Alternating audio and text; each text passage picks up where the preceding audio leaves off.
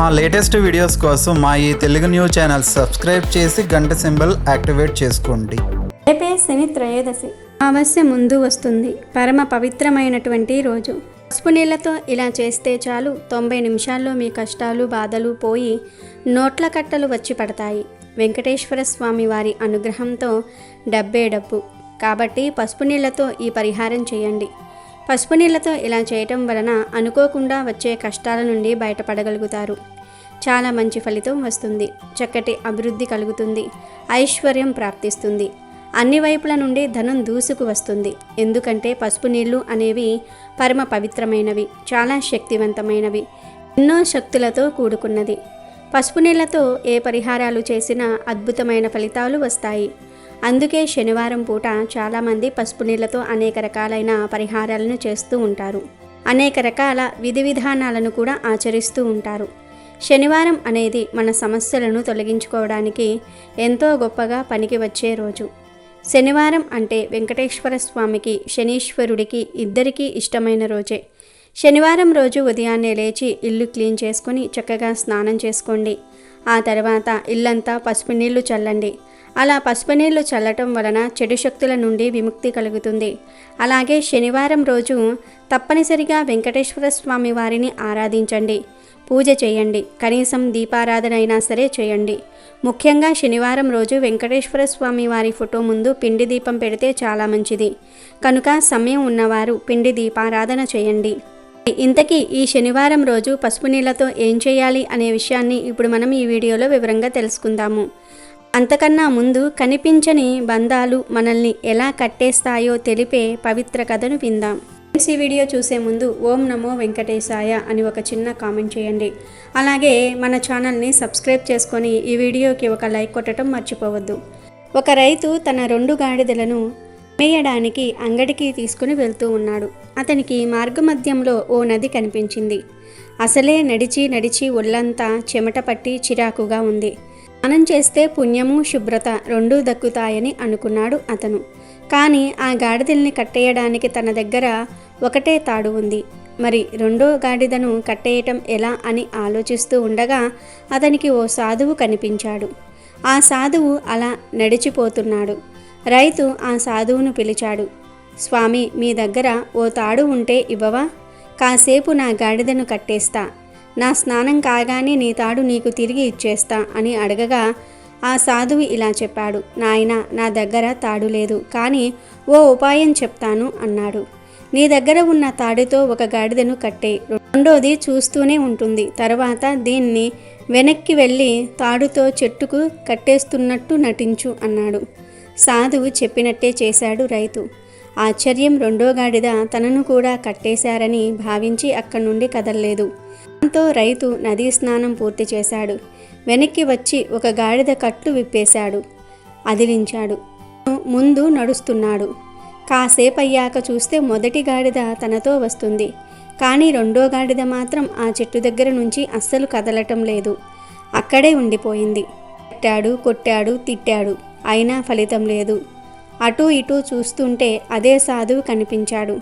అప్పుడు రైతు మళ్ళీ ఆయన దగ్గరకు వెళ్ళాడు. స్వామి, స్వామి, ఇది మొరాయిస్తోంది, వదలనంటోంది అని చెప్పాడు. అప్పుడు సాధువు రైతుతో, అసలు నువ్వు కట్లు విప్పితే కదా అది కదిలేది అన్నాడు. దానికి రైతు, అసలు నేను కట్టేస్తే కదా విప్పేది అంటాడు. అవునోయ్, అది నీకు తెలుసు, నాకు తెలుసు, ఆ గాడిదకు తెలియదు కదా, తను ఇంకా కట్టేసి ఉన్నట్టే భావిస్తోంది అని అన్నాడు సాధువు. అయ్యో, మరేం చెయ్యాలిప్పుడు అన్నాడు రైతు. కట్లు విప్పితే సరి కదులుతుంది అన్నాడు సాధువు. అసలు కట్టేస్తే కదా విప్పేది అన్నాడు రైతు. పిచ్చోడా, కట్టేసినట్టు ఎలా నటించావో విప్పేస్తున్నట్టు కూడా అట్లాగే నటించబోయ్ అన్నాడు సాధువు. రైతు అలాగే చేశాడు. అప్పుడు గాడిద ముందుకు కదిలింది. ఇంకొక గాడిదతో కలిసింది. రైతు సాధువు వైపు అయోమయంగా చూశాడు. అప్పుడు సాధువు రైతుతో ఇలా అన్నాడు. మనుషులు కూడా అంతేనోయ్, కనిపించని బంధాలేవో మనల్ని ఇక్కడే కట్టేసినట్టు వ్యవహరిస్తాం. కదలం, ఉన్న చోటు వదలం. నిజానికి అవన్నీ భ్రమాత్మక బంధాలు. అవేమీ లేవనే నిజం తెలిస్తే చాలు, ప్రపంచమంతా నీదే అర్థమయ్యే కానట్టుగా ఉంది. అవును మరి, తత్వం సత్యం ఎప్పుడూ సంపూర్ణంగా అర్థం కావుగా. రైతు కాసేపు బుర్ర గోక్కున్నాడు. సాధువుకు ఓ దండం పెట్టి తన గాడిదల వైపు కదిలాడు. ఒక విషయంలోనికి వస్తే శనివారం అనేది వెంకటేశ్వర స్వామి వారికి ఎంతో ఇష్టమైన రోజు. శనివారం రోజు ఎవ్వరూ కూడా తోటకూరను తినకూడదు. శనివారం తోటకూర తినటం నిషేధం గనుక శనివారం రోజు ఎవ్వరూ కూడా తోటకూరను తినకండి. ఎవరైతే ధన ప్రాప్తి కలగాలని కోరుకుంటూ ఉన్నారో, ధన సంపాదన పెరగాలని కోరుకుంటూ ఉన్నారో వారు చక్కగా శనివారం రోజు ఒక గాజు గ్లాసును తీసుకోండి. ఈ పరిహారానికి కేవలం గాజు గ్లాసును మాత్రమే వాడాలి. స్టీలు, రాగి, ఇత్తడి ఇలా వేరే గ్లాసులు వాడకూడదు. ముందు గాజు గ్లాసును తీసుకొని దానిలో మంచినీరు పోయండి. మీరు త్రాగే నీరు పోస్తే సరిపోతుంది. తర్వాత ఆ నీటిలో ఒక స్పూన్ అంత పసుపును వేయండి. పసుపు పరమ పవిత్రమైన పదార్థం. పసుపుకు శుద్ధి చేసే గుణం ఉంది. అంతేకాదు పసుపుకి మనకు ఉండే దరిద్రాలను తొలగించే శక్తి కూడా ఉంది. ధనాన్ని ఆకర్షించే శక్తి ఉంది కనుక నీటిలో పసుపును కలపండి. ఇప్పుడు పసుపు నీళ్ళు రెడీ అవుతాయి కదా. తర్వాత ఆ పసుపు నీటిలో చిటికెడు గల్లులుప్పు వేయండి. గల్లులుప్పుకు కూడా ఎన్నో శక్తులు ఉంటాయి కనుక గల్లులుప్పు వేసి చివర్లో 5 మిరియాలను ఈ నీటిలో వేయండి. ఇవన్నీ కూడా మంగళకరమైన వస్తువులు, మన జీవితాన్ని మార్చేసే వస్తువులు. ఇలా ఇవన్నీ వేసిన తర్వాత పసుపు నీటితో మీ ఇంట్లో వారందరూ కూడా దిష్టి తీసేసుకోండి. అంటే ఎవరికి వారు దిష్టి తీసుకోవచ్చు, లేదా వేరే వారు వచ్చి దిష్టి తీయవచ్చు.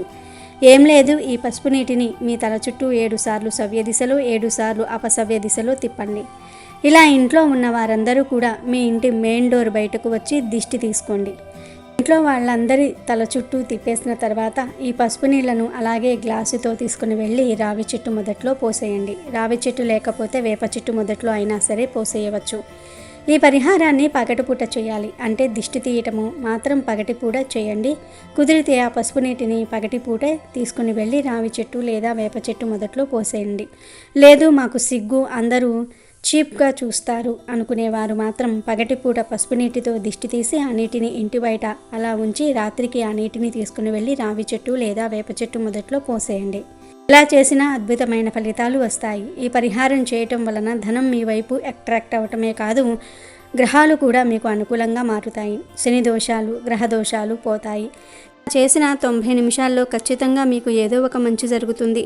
కష్టాల నుండి బయటపడే మార్గాలు తెలుస్తాయని సిద్ధశాస్త్రం చెప్తుంది కనుక ప్రతి ఒక్కరూ కూడా ఈ శనివారం రోజు పసుపు నీళ్లతో ఈ చిన్న పరిహారం చేసి శుభ ఫలితాలను పొంది ఆనందంగా జీవించండి. శనివారం ఆడవాళ్ళు ఈ 3 పనులు అస్సలు చేయకూడదు. చేస్తే కటిక దరిద్రం అనుభవిస్తారు. ఇంట్లో నుండి లక్ష్మీదేవి వెళ్ళిపోతుంది. శని ప్రభావానికి గురి అవుతారు. ఎలాంటి పనులు మొదలుపెట్టినా ఆటంకాలు ఎదుర్కొంటారు. శనివారం రోజున శనిదేవుని ప్రభావం నుండి తప్పించుకోవడానికి ఎన్నో చేస్తారు. కానీ ముఖ్యంగా ఈ 3 పనులు మాత్రం అస్సలు చేయకూడదు. మరి ఏ పనులు చేయటం వల్ల శనిదేవుడు ప్రసన్నం అవుతాడో, ఆడవాళ్ళు శనివారం రోజున ఏ పనులు చేయకూడదో ఇప్పుడు మనం ఈ వీడియోలో తెలుసుకుందాం. మామూలుగా శనిదేవుడు అంటే చాలామంది భయపడతారు. వాస్తవానికి శనిదేవుడు చాలా మంచివాడు.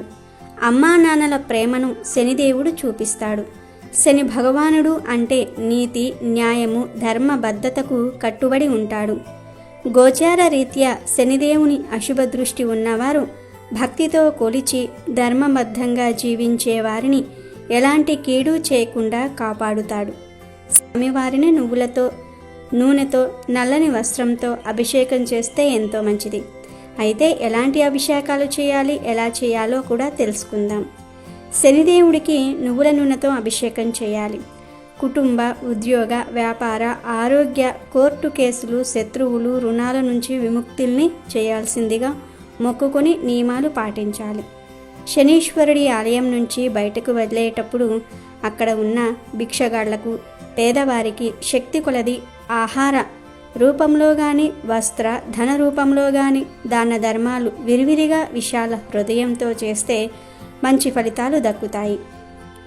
శనివారం రోజున ఆకలితో ఉన్నవారికి, మూగ జీవాలకు భోజనం పెడితే మంచిది.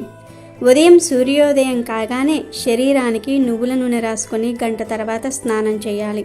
ఇలా చేస్తే శని అనుగ్రహాన్ని పొందవచ్చునని పురాణాలు చెప్తూ ఉన్నాయి. మూగజీవులకు ఆహారాన్ని, నీటిని ఏర్పాటు చేసుకోవాలి. కాకులకు బెల్లంతో చేసిన రొట్టెలను నువ్వుల నూనెతో కాల్చి చిన్న చిన్న ముక్కలుగా చేసి కాకులకు వెయ్యాలి. అనాథలకు, అవిటివారికి, పేదవారికి, వృద్ధులకు ఏదో ఒక రూపంగా సహాయపడాలి. జీవిత భాగస్వామితో సఖ్యతతో మెలగాలి. ప్రతిరోజు తల్లిదండ్రులకు పాద నమస్కారం చేసుకోవాలి. మన మేలు కోరుకునే వారిని, ఉద్యోగం ఇప్పించిన వారిని, ఆపదల కాలంలో సహాయంగా నిలిచిన వారిని ఎట్టి పరిస్థితుల్లో కూడా నిందించరాదు. ఎట్టి పరిస్థితుల్లోనూ బాధ్యతలను, భవబంధాలను మరువరాదు. ఈ విధంగా వ్యవహరించగలిగితే తప్పక శని భగవానుడు పూర్తి స్థాయి మేలు చేసి మంచి ఉన్నత స్థానంలో నిలబెడతాడు. హిందూ శాస్త్రాల ప్రకారం శనిదేవుణ్ణి హనుమంతుడు రావణుడి చెర నుండి విడిపించాడు అని చెప్పబడింది. మహాబలశాలి హనుమంతుడు లంక నుంచి సీతాదేవిని తీసుకువచ్చేందుకు వెళ్ళిన క్రమంలో అక్కడ బందీగా ఉన్న శనిదేవుణ్ణి కూడా విడిపించాలని వాయుదేవుడు కోరతాడు. దీంతో శనిదేవుణ్ణి హనుమంతుడు విముక్తి చేస్తాడు. అంటే శనిదేవుణ్ణి కూడా విడిపించి విముక్తి కలిగిస్తాడు. ఇందుకు కృతజ్ఞతగా హనుమంతుణ్ణి ఏ వరం కావాలో కోరుకోమని శనిదేవుడు అడుగుతాడు. అందుకు హనుమంతుడు తనకే వరం అక్కర్లేదని, సీతారాములు త్వరగా కలిస్తే అదే తనకు పెద్ద సంతోషమని చెప్తాడు. హనుమంతుడి మాటలకు సంతోషించి శనిదేవుడు ఇలా చెప్తాడు: ఇకపై ఎవరు హనుమంతుణ్ణి ప్రార్థించినా వారు శనిదోషం నుంచి విముక్తి పొందుతారని హనుమంతునికి వరం ఇస్తాడు శనిదేవుడు. శనిదేవుడు శివభక్తుల వైపు కూడా కన్నెత్తి చూడడు. పురాణాల ప్రకారం సూర్యభగవానుడి ఆదేశాలతో శివుడు తన గణాలతో శనిదేవుడిపై యుద్ధం చేస్తాడు. శివుడి గణాలను శనిదేవుడు ఓడిస్తాడు. ఆగ్రహించిన శివుడు మూడో కన్ను తెరిచి శనిని భస్మం చేస్తాడు.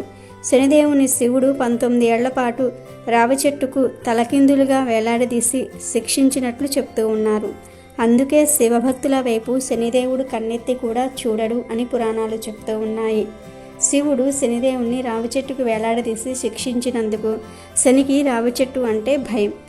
శనివారం నాడు ఎవరైతే రావి చెట్టుకు పూజలు చేస్తారో శనిదేవుడు వారి వైపు కన్నెత్తి చూడడు. అలాగే హనుమాన్ భక్తుల వైపు శని కన్నెత్తి కూడా చూడడు. అందుకే శనివారం నాడు హనుమాన్ చాలీసా పఠించటం ద్వారా శని ప్రభావం నుండి బయటపడవచ్చు అని పురాణాలు చెప్తూ ఉన్నాయి. శనివారం రోజున చేసే పనులలో ఆడవారు తప్పకుండా కొన్ని జాగ్రత్తలు పాటించాలని జ్యోతిష్య శాస్త్రాలు చెప్తూ ఉన్నాయి. శనివారం రోజున ఆడవారు తప్పనిసరిగా సూర్యోదయానికి ముందే నిద్రలేచి స్నానం చేసి దీపారాధన చేయాలి. ఎవరైతే శనివారం రోజున సూర్యోదయం కాకముందే దీపారాధన చేస్తారో వారిపై శనిదేవుని అనుగ్రహం ఉంటుంది. మిగిలిన రోజులలో లేచినా లేవకపోయినా శనివారం రోజున మాత్రం తప్పనిసరిగా నిద్రలేవాలి. శనివారం రోజున నువ్వుల నూనె, పత్తి, అగ్గిపెట్టి, సూది కొనకూడదు. ఒకవేళ వీటిని కొంటే అప్పుల పాలవుతారు. అలాగే శనివారం రోజున వీటిని కొంటే అష్ట కష్టాలు పడతారు అని జ్యోతిష్య శాస్త్రం చెప్తోంది. శనివారం రోజున తల్లిదండ్రులను, వృద్ధులను, ఇతరులను ఎవ్వరినీ అవమానించకూడదు. శనివారం అనే కాదు, మిగిలిన ఏ రోజున కూడా ఇతరులను అవమానించకూడదు. ఎవరైతే ఇతరుల పట్ల అవమానంగా, అసభ్యంగా ప్రవర్తిస్తారో వారిపై శని ప్రభావం ఖచ్చితంగా పడుతుంది. అష్ట కష్టాలు, కటిక దరిద్రాన్ని అనుభవిస్తారు. శనివారం రోజున ఆడవారు ఉప్పును, నూనెను ఎవ్వరికీ దానంగా ఇవ్వకూడదు. కాబట్టి ఆడవారు ఈ శనివారం రోజున సూర్యోదయానికి ముందే నిద్రలేచి దీపారాధన చేయాలి. నువ్వులు, నూనె, ఉప్పు వంటివి ఎవ్వరికీ దానం రూపంలో ఇవ్వకూడదు. అలాగే శనివారం రోజున ఆడవారు తోటకూరను వండకూడదు. ఎవరైతే శనివారం రోజున ఈ పనులను చేస్తారో వారిపై శని ఆగ్రహాన్ని చూపిస్తారు. జన్మ జన్మల పాపం మూట కట్టుకుంటారు. ఎవరైతే శనివారం ఈ పనులను చేస్తారో వారిపై శని ఆగ్రహాన్ని చూపిస్తారు. జన్మ జన్మల పాపం మూట కట్టుకుంటారు. కాబట్టి ఆడవారు తప్పనిసరిగా ఈ శనివారం రోజున ఈ పనులను అస్సలు చేయకూడదు. అలాగే శనివారం రోజున ఎవరిని అవమానించకూడదు. అలాగే శనిదేవునికి నువ్వుల నూనెతో అభిషేకం చేయండి. హనుమంతుణ్ణి, శివుణ్ణి ఆరాధించి శని ప్రభావం నుండి తప్పించుకోండి. రావి చెట్టు చుట్టూ ప్రదక్షిణలు చేసి సూర్యాస్తమయం అయిన తర్వాత రావి చెట్టు దగ్గర దీపం వెలిగించండి. అలాగే ప్రతి శనివారం మూగజీవాలకు ఆహారం పెట్టండి. శనిదేవుని అనుగ్రహాన్ని పొందండి. ధర్మబద్ధంగా క్రియలను పాటించి, అంటే ధర్మబద్ధంగా మీరు చేయవలసిన పనులను చేసి శనిదేవుని ప్రసన్నుని చేసుకోండి. అంటే మనం ధర్మబద్ధంగా కష్టపడి జీవిస్తే శనిదేవుని యొక్క అనుగ్రహం మనపై ఎప్పుడూ ఉంటుంది. శనిదేవుడు చాలా మంచివాడు, కష్టపడిన వారికి ప్రతిఫలాన్ని చూపిస్తాడని గ్రంథాలు చెప్తూ ఉన్నాయి. కాబట్టి మనం ధర్మంగా న్యాయబద్ధంగా చేసే పనులకు శనిదేవుని అనుగ్రహం ఎల్లప్పుడూ ఉంటుంది. కాబట్టి ఇప్పుడు మనం చెప్పుకున్న ఈ పనులను శనివారం చేయకుండా శనిదేవుణ్ణి పూజించి ఆంజనేయ స్వామిని, శివుణ్ణి కూడా పూజించి ఆ శనిదేవుని యొక్క అనుగ్రహాన్ని పొందండి. వీడియో నచ్చితే లైక్ చేయండి, షేర్ చేయండి, బట్ సబ్స్క్రైబ్ చేసుకోవడం మర్చిపోవద్దు.